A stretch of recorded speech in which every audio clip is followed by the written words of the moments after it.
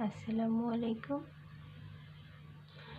আমি আজকে আপনাদেরকে শেয়ার করব শুরুতেই কিভাবে লেস ফিতা তৈরি করা হয়।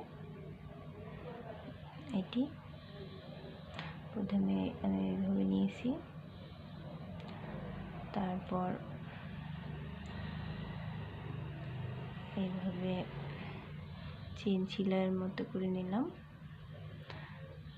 মানে এক আপু আমারে রিকোয়েস্ট করছে যে আপু আমাকে একটু লেস ফিতা তৈরি করার প্রথম ধাপটি একটু শিখাই দেন প্লিজ।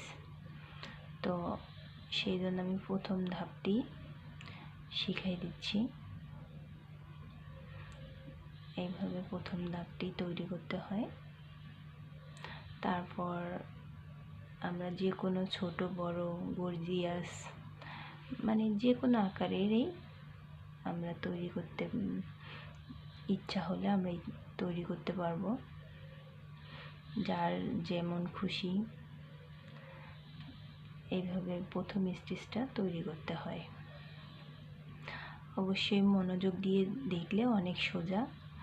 আর যদি আপনারা বলেন যে না অনেক কঠিন, তাহলে আপনাদের কাছে কঠিন, কিন্তু আমি আপনাদেরকে অনেক সোজাভাবেই শেখানোর চেষ্টা করতেছি।